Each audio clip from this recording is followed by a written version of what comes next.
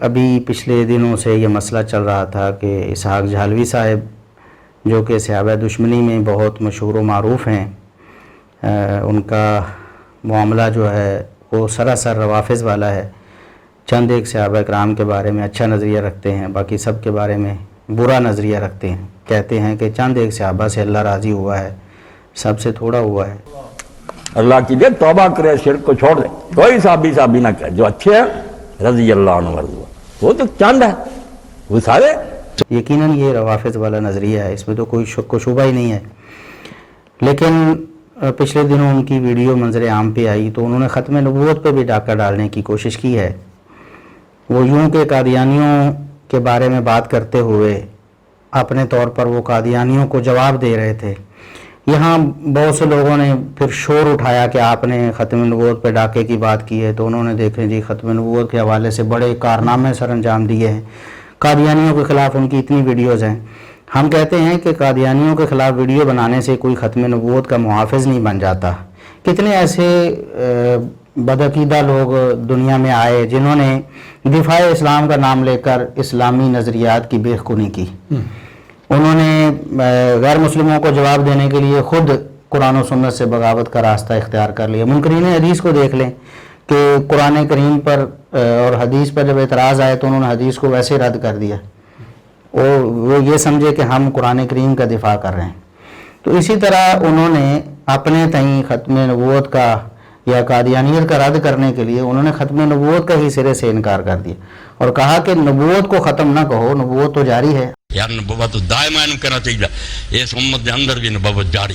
حالانکہ یہ تو سراسر قرآن و سنت کے منافی نظریہ ہے، امت کا اجماع آج تک چلا آ رہا ہے۔ کوئی ایک مسلمان بھی ایسا نہیں صحابہ سے لے کر آج تک جو کہے کہ نبوت جاری ہے، نبوت ختم نہیں ہوئی۔ ہمیں کتنی واضح نصوص ہے۔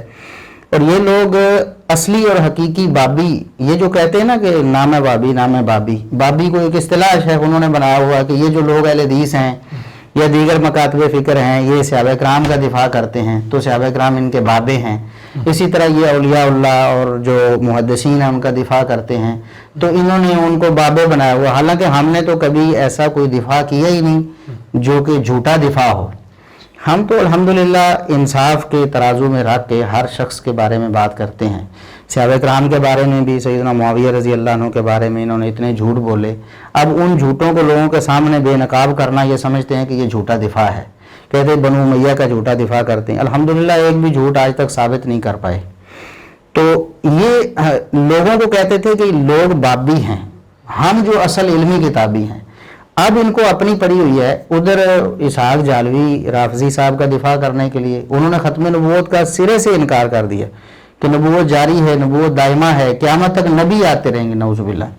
اب جھوٹ بول کر ان کا دفاع کر رہے ہیں۔ ہم کہتے ہیں کہ بھاڑ میں جائیں رد قادیانیت میں ان کی ویڈیوز، کیا فائدہ ہوا ان ویڈیوز کا کہ قادیانیوں نے نبی کریم صلی اللہ علیہ وسلم کے بعد ایک نبی کو مانا، مرزا غلام احمد سے پہلے بھی کسی نبی کو نہیں مانا انہوں نے، اور مرزا غلام احمد کے بعد بھی وہ کسی نبی کو مانتے تو انہیں نظر نہیں آتے۔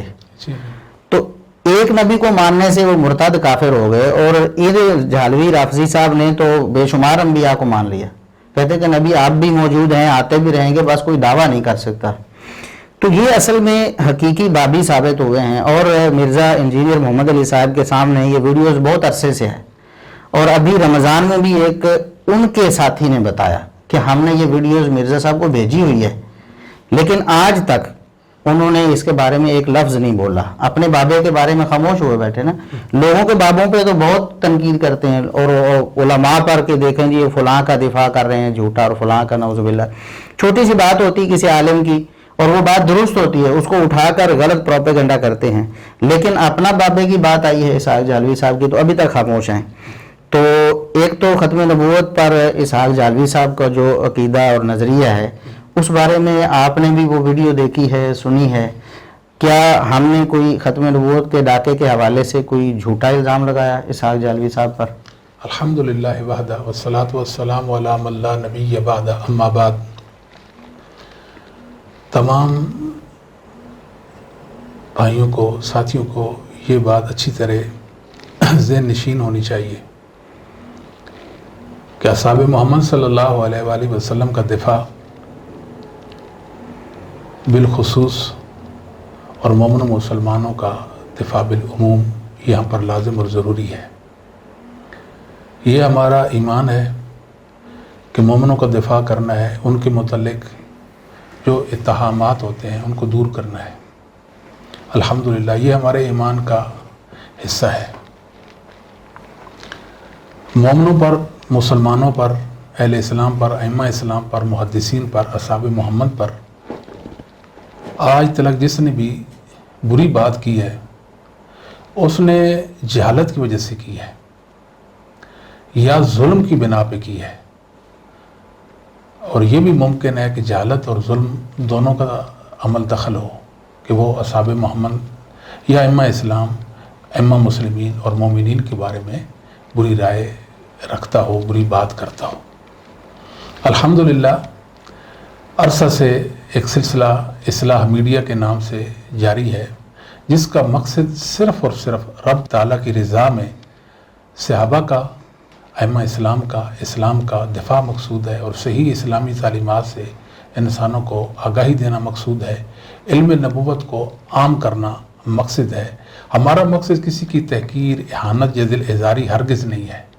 ہمیں شوق نہیں ہے لوگوں کو بے عزت کریں، ان کو بدنام کریں، ان کو رسوا کریں، الیاذ باللہ۔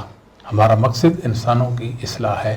اگر ایک مسلمان بھی ہماری وجہ سے ایک صحابی کے بارے میں جو بری رائے رکھتا ہے اچھی رائے قائم کر لے، یقین جانے کہ رب کی رضا کے لیے اور جنت میں جانے کے لیے یہی ہمارے لیے کافی ہے، یہی ہماری زندگی کا مقصد ہے، اور یقین جانے کہ اس میں ہم نے اپنی مراد پا لی، اپنی زندگی کو با مقصد بنا لیا۔ پہلی بات تو یہ ہے۔ دوسری بات یہ ہے کہ اسحاق جہلوی صاحب جو ہیں، سب سے پہلے میں نے اس جہان پہ ان کو گمراہ اور ظالم قرار دیا، آن دا ریکارڈ بات ہے، ایسی نیلی فام چھت کے نیچے، اس زمین کے سینے پر سب سے پہلے میں نے کہا یہ برا شخص ہے۔ میں ان کے گھر گیا، وہ چونکہ رافضی تھے، تقیہ باز تھے، تو باطن میں کفر رکھتے تھے، زہر اسلام کرتے مدارتاً، تاکہ لوگ میرے بارے میں اچھی رائے رکھیں۔ اللہ تعالیٰ انسانوں پہ یہ بات کھول دیتے ہیں۔ دیکھیں نا، جس طرح نبی کریم صلی اللہ علیہ وآلہ وسلم نے فرمایا، دجال کے اوصاف میں بات کی کہ مکتوب بین عینیہ کافر یکرہ کل مومن کاتب وغیر کاتب، کہ دجال کی دو آنکھوں کے درمیان کافارہ لکھا ہوگا، ہر مومن وہ لفظ پڑھ لے گا کہ کیا لکھا ہوا ہے، خواہ وہ پڑھا لکھا ہے یا نہیں ہے۔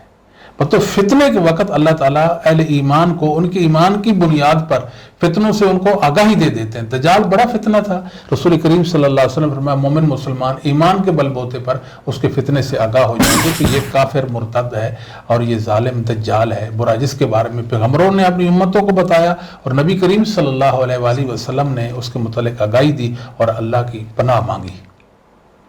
اسی طرح اللہ تعالیٰ مومنوں پر بہت سارے امور ایسے ہیں جو فتنوں سے متعلق ہیں، وہ واضح کر دیتے ہیں۔ میری جب ان سے ملاقات ہوئی، میں سمجھ گیا کہ یہ گمراہ شخص ہے، اور وہ تراویح کو نہیں مانتے تھے، اس نے تراویح کا انکار کیا۔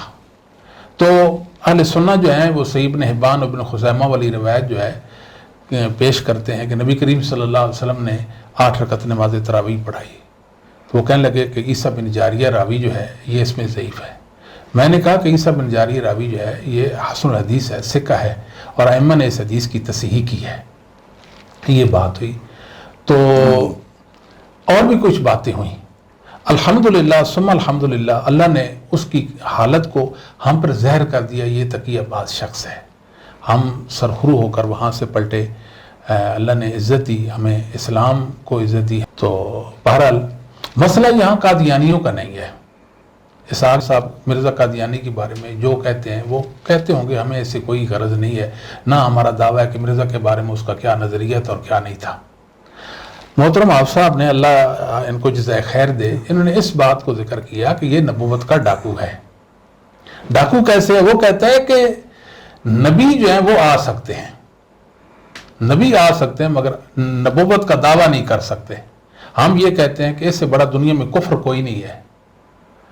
قرآن سے، صحیح احادیث، متواتر احادیث مبارکہ سے اور امت کے اجماع سے اور ائمہ اہل سنت کی تصریحات سے یہ بات آشکارا ہو جاتی ہے کہ نبی کریم صلی اللہ علیہ وسلم کے بعد کسی بھی معنی میں نبوت نہیں ہے۔ بات ختم ہو گئی، نبوت کا دروازہ بند ہو گیا۔ یہ نظریہ مسلمانوں میں کہیں پایا بھی نہیں جاتا۔ یہ تو کفر ہے، صریح کفر ہے۔ اگر یہ کفر نہیں تو دنیا میں کوئی کفر نہیں ہے۔ اب کوئی بندہ بتائے کہ یہ اسلام ہے، قرآن و سنت کے دلائل پیش کرے نا، کیسے پیش کرے گا؟ امت کے اجماع کے سامنے وہ دلیل پیش کیسے کر سکتا ہے جب سارے کے سارے مسلمان کہتے ہیں کہ نبی کریم صلی اللہ علیہ وسلم کے بعد کوئی نبی پیدا نہیں ہو سکتا؟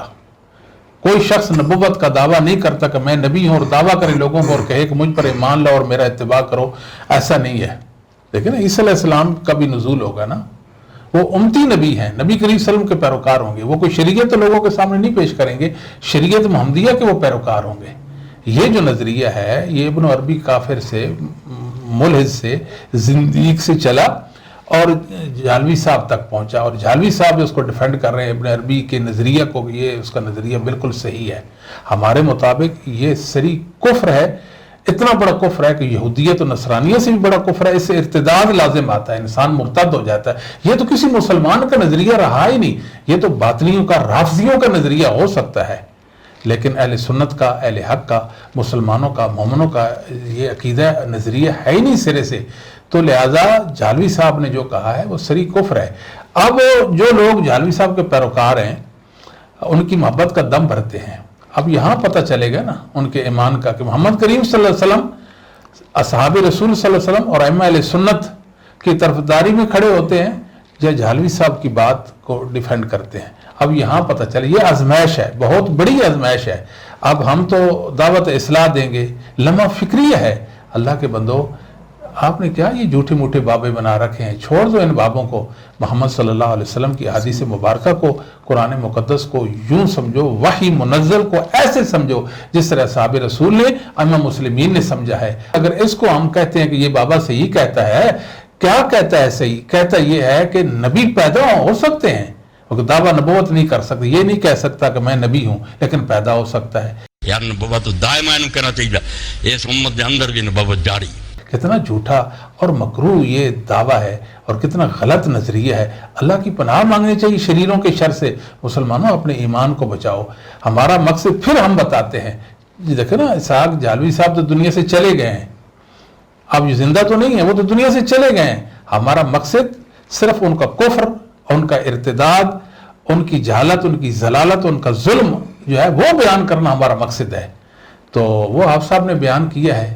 اب دیکھتے ہیں نا کہ کون ہے جو رسول کریم صلی اللہ علیہ وسلم کی نبوت اور ختم نبوت کے حوالے سے اپنے عقیدے کو واضح کرتا ہے، اور کون ہے کہ جو ختم نبوت پر ڈھاکہ ڈالتے ہیں ان کا دفاع کرتا ہے اور ان کی طرفداری کرتا ہے۔ یہ لوگ تو ایسے ہیں، میں نے سنا ہے ایک سے، وہ کہہ رہا تھا کہ بابا اسحاق جو ہے شیخ الاسلام ہے۔ اللہ کی پناہ، یعنی کتنا، میں سمجھتا ہوں کہ گری ہوئی بات ہے، کہ کتنی نامعقول بات ہے کہ کوئی انسان اسحاق جھالوی صاحب کو شیخ الاسلام کہہ دے۔ یعنی سوچنے کی، وہ کہتا ہے صحابہ تو چاندی تھے۔ اللہ کی دے توبہ کرے، شرک کو چھوڑ دے، کوئی صحابی نہ کہے، جو اچھے ہیں رضی اللہ عنہ ورضوا، وہ تو چاند ہے، وہ سارے۔ موسیٰ علیہ السلام کو ساتھی نہیں آپ دیکھتے جی، ہاں جی، خالد بن ولید کی صحابیت کا انکار کر دیا، سیدنا عثمان بن عفان رضی اللہ تعالیٰ کو ڈکٹیٹر اور پتنی کہا کہ اس نے خلافت کا نظام سارا دھرم کر دیا اور غلط پالیسیاں اختیار کی، اس طرح کی بات کرتا۔ اس کی زبان سے، اس کی زبان کے شر سے کوئی صحابی محفوظ نہیں رہا، کوئی مسلمان محفوظ نہیں رہا، سب کو اس نے رگڑا، سب کو اس نے رگڑا۔ وہ اپنے نفس کا پجاری تھا، وہ قرآن و سنت کا اور سلف صالحین کا، ائمہ مسلمین کا پیروکار نہیں تھا۔ اس کے عقائد اسلام سے متصادم عقائد تھے۔ آپ صاحب نے بات کی ہے، اس میں کوئی جھگڑے کی والی بات ہی نہیں ہے۔ بات اتنی سی ہے کہ یہ دیکھیں یہ عقیدہ کیسا عقیدہ ہے، کہاں سے یہ اخذ ہے۔ اگر یہ قرآن و سنت سے ہے تو مسلمانوں میں کون ہے جس نے قرآن و سنت سمجھ کر یہ عقیدہ اختیار کیا؟ اگر یہ قرآن و سنت میں نہیں ہے اور بال یقین نہیں ہے تو مسلمان اس کو کیسے اختیار کرتے ہیں؟ جو اس کو اب اختیار کر لے وہ کون ہو سکتا ہے؟ ایک سوال ہے، اس کا جواب چاہیے، بس اتنی سی بات ہے جی۔